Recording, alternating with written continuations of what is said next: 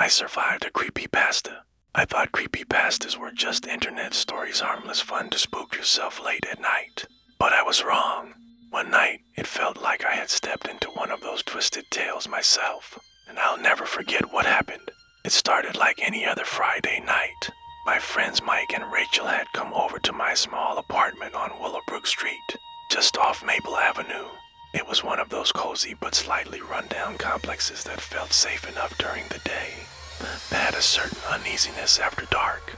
We'd ordered pizza from Tony's Pizzeria down the block, grabbed a six-pack of soda from the Speedway gas station nearby, and were all huddled on my worn leather couch. Scrolling through Reddit, we decided to set the mood for the night by reading creepypastas.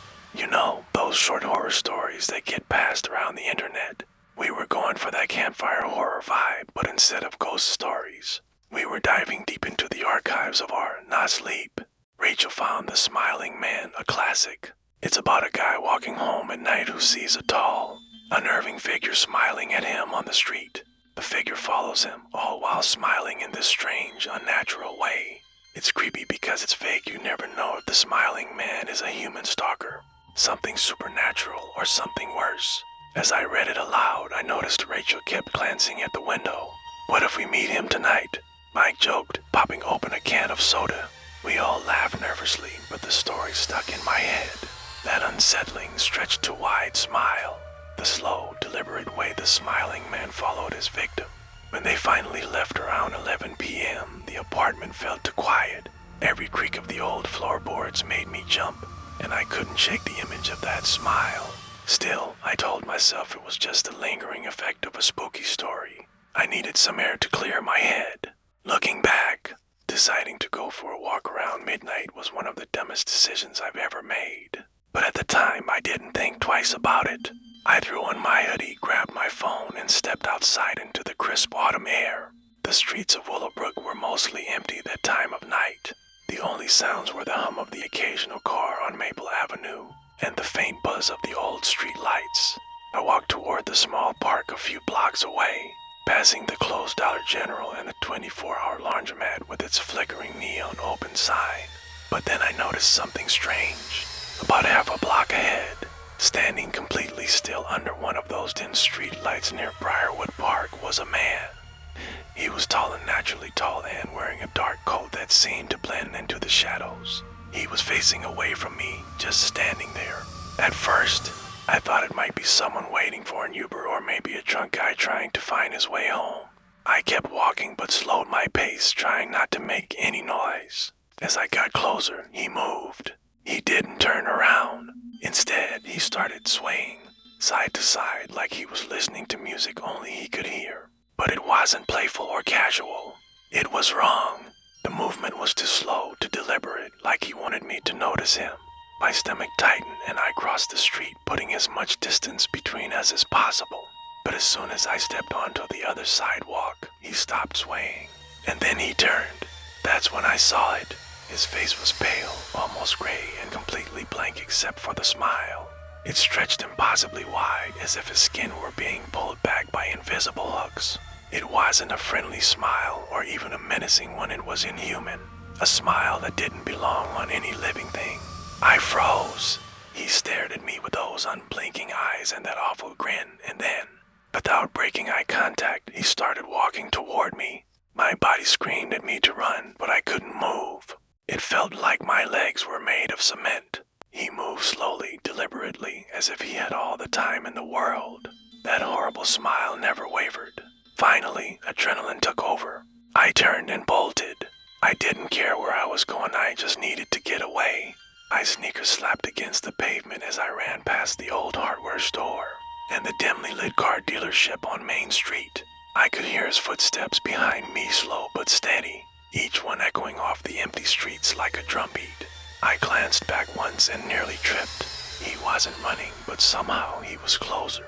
His long, spindly limbs seemed to stretch unnaturally with each step, as if he was gliding rather than walking. Panicked, I ducked into an alley behind the stop and save convenience store, pressing myself against the cold brick wall. I tried to control my breathing, but my heart was pounding so loudly I was sure he could hear it. The street was silent. For a moment, I thought I'd lost him. Then I heard it, footsteps, slow, deliberate, impossibly loud, echoing through the alley. He stepped into the dim light of the alleyway, and my heart stopped. His head tilted to the side, almost as if he was curious about me, studying me like a predator sizing up its prey. And then he started laughing. It was low and guttural, more like a growl than a laugh. It filled the alley, bouncing off the walls and wrapping around me like a living thing. He raised one hand, his long fingers pointing directly at me, and I knew that if I didn't run, I wasn't going to make it out of there. I don't remember deciding to run, I just did. My legs moved on their own, carrying me out of the alley and back toward Willowbrook Street. I didn't look back, didn't stop to catch my breath. I just ran until I saw the glow of my apartment building ahead. My lungs were on fire. My hands were shaking so badly that it took me several tries to unlock the door. When I finally got inside, I slammed it shut behind me and locked every bolt, collapsing against it as I tried to catch my breath. But the nightmare wasn't over. As I sat there, gasping for air, I heard a sound outside. A faint tapping, like someone gently knocking on the glass of my living room window. My apartment is on the first floor, and the thought of him standing just outside sent a wave of terror through me. Crawling to the window, I stayed low and peeked out through the curtains. Nothing. The street was empty, but then I saw it, a handprint, right in the middle of the glass, smeared as if someone had dragged their fingers down the window. I stayed up all night, every light in the apartment on, clutching the kitchen knife I'd grabbed from the drawer. By morning, the handprint was gone. Even now, I don't know what really happened that night. Was it just paranoia from reading too many scary stories? Or was it something more? That smile, the way he moved, the sound of his laughter, it all felt too real to be my imagination. But that night, I stopped walking alone after dark. I stopped reading creepypastas, too. They weren't fun anymore, they felt like warnings. Maybe that's the real lesson here, sometimes. The stories we tell to scare each other might be closer to reality than we think. Have you ever had a moment where it felt like you were living inside a horror story? Maybe something so strange and terrifying happened that it felt like it couldn't possibly be real. If you have, I want to hear about it. Share your experience in the comments below. And who knows, you might see your story featured in a future video.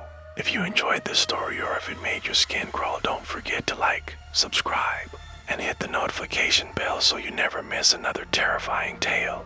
Check out my other videos for more true horror stories to keep you up at night. Until next time, stay safe and stay away from anyone smiling at you just a little too much.